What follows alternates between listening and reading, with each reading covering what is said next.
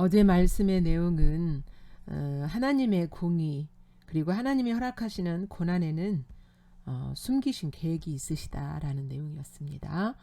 오늘 12월 18일 토요일 말씀은 욥기 36장 16절부터 33절까지 말씀입니다. 내용은 하나님의 공의 앞에서 겸손하게 회개하고 초월적인 하나님의 능력, 교훈, 지혜 앞에서 하나님의 섭리를 찬양하라는 내용입니다.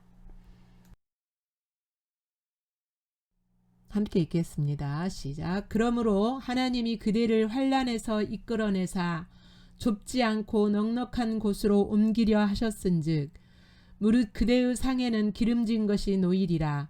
이제는 악인의 받을 벌이 그대에게 가득하였고 심판과 정의가 그대를 잡았나니 그대는 분노하지 않도록 조심하며 많은 뇌물이 그대를 그릇된 길로 가게 할까 조심하라.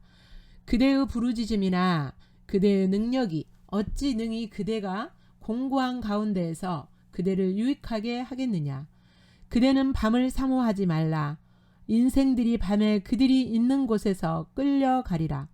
삼가 악으로 치우치지 말라. 그대가 환난보다 이것을 택하였느니라. 하나님은 그의 권능으로 높이 계시나니 누가 그같이 교훈을 베풀겠느냐. 누가 그를 위하여 그의 길을 정하였느냐. 누가 말하기를 주께서 불의를 행하셨나이다 할 수 있으리라. 그대는 하나님께서 하신 일을 기억하고 높이라. 잊지 말지니라. 인생이 그의 일을 찬송하였느니라. 그의 일을 모든 사람이 우러러 보나니 먼 데서도 보느니라.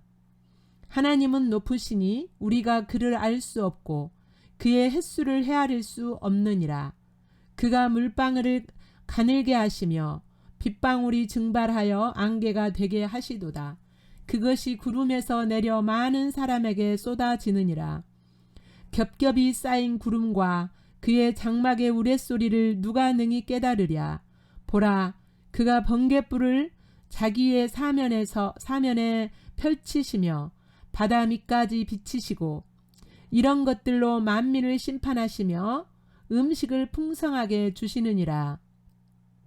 그가 번갯불을 손바닥 안에 넣으시고 그가 번갯불을 명령하사 관역을 치시도다.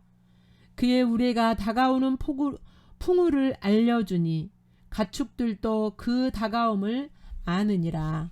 아멘. 16절부터 23절까지 말씀은 하나님께서 너를 회복하실 계획을 갖고 계셨지만 네가 회개하지 않으니 네 앞에 하나님의 심판이 머물러 있다. 그러니 지금이라도 회개하고 돌이켜서 하나님의 권능과 교훈과 그 길을 이렇게 택하라고 고면하고 있습니다. 16절. 하나님이 그대를 환난에서 이끌어내사 좁지 않고 넉넉한 곳으로 옮기려 하셨은즉 무릇 그대의 상에는 기름진 것이 놓이리라. 하나님께서는 욥에게 고난을 허락하실 때 고난 속에 있는 욥을 회복하기를 원하셨고 회복을 계획해 놓으셨다라는 거죠. 그러나 이제 욥이 회개하지 않으니 이제는 악인의 받을 벌이 그대에게 가득하였고 심판과 정의가 그대를 사로잡았다. 그러니 이제부터라도 18절 그대는 분노하지 않도록 지금이라도 분노하지 않도록 조심하고 많은 뇌물이 그대를 그릇된 길로 가게 할까 조심하라. 뇌물이 너를 미혹하지 못하도록 조심하라. 그리고 그대의 부르짖음이나 그대의 능력이 어찌 능히 그대가 공고한 가운데서 그대를 유익하게 하겠느냐. 네가 기도한들 그리고 네가 능력이 있은들 네가 공고한 그 환난에서 너를 이렇게 유익하게 그러니까 네가 원하는 대로 되겠느냐라는 거죠. 그렇게 될 수 없다라는 거죠. 그러면서 그런 가운데서 20절 그런 가운데서 그대는 밤을 사모하지 말라. 인생들이 밤에 그들이 있는 곳에서 끌려가리라. 밤을 사모하지 말라는 말은 죽음을 사모하지 말. 이게 욥이 차라리 죽었으면 좋겠다고 막 그랬었잖아요. 그래서 그대는 밤을 사모하지 말라. 인생들이 밤에 그들이 있는 곳에서 끌려가리라.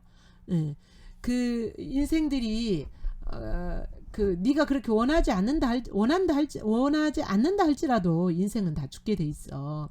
그러니까 그렇게 죽음을 사모하지 말라라고. 그러니까 욥이 회개하지 않으므로 네 앞에 벌이 가득하게 되었는데 네가 지금부터라도 그렇게 조심하고 그래라는 거죠. 조심하고 이제 돌이키라고 권면하는 거죠. 21절 삼가 악으로 치추지 말라. 그대가 환난보다 이것을 택하였느니라. 예. 그러니까 악을 택하지 말라는 거예요. 네가 악한 길을 택하지 말아라. 22절 하나님은 그의 권능으로 높이 계시나니 누가 그같이 교훈을 베풀겠느냐. 누가 그를 위하여 길을 정하였느냐. 누가 말하기를 주께서 불의를 행하셨나이다 할 수 있으랴. 하나님은 네가 그렇게 하나님 앞에 네가 회개하고 삼가해야 될 이유가 뭐냐면 하나님은 권능의 하나님, 그리고 하나님은 교훈을 가지고 계시고 하나님이 인생의 길을 정하시고 그리고 불의를 행치 아니하시는 하나님이시기 때문에 네가 그 하나님 앞에 겸손하게 그 자세를 취해야 될 것을 쭉 이렇게 17절부터 18절부터 권면한 내용을 다시 한번 권능의 하나님 교훈을 주시고 길을 정하시고 불의를 행치 않는 그 하나님 앞에서 겸손하게 이렇게 받을 벌을 재촉하지 말고 회복하기 위하여서 그러한 자세를 가지라 이렇게 권면하고 있는 거죠. 다시 한번 읽겠습니다. 시작. 그러므로 하나님이 그대를 환난에서 이끌어내사 좁지 않고 넉넉한 곳으로 옮기려 하셨은즉 무릇 그대의 상에는 기름진 것이 놓이리라. 이제는 악인의 받을 벌이 그대에게 가득하였고 심판과 정의가 그대를 잡았나니 그대는 분노하지 않도록 조심하며 많은 뇌물이 그대를 그릇된 길로 가게 할까 조심하라. 그대의 부르짖음이나 그대의 능력이 어찌 능히 그대가 공고한 가운데서 그대를 유익하게 하겠느냐. 그대는 밤을 사모하지 말라. 인생들이 밤에 그들이 있는 곳에서 끌려가리라. 삼가 악으로 치우치지 말라.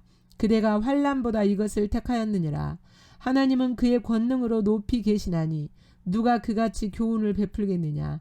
누가 그를 위하여 그의 길을 정하였느냐. 누가 말하기를 주께서 불의를 행하셨나이다 할 수 있으랴.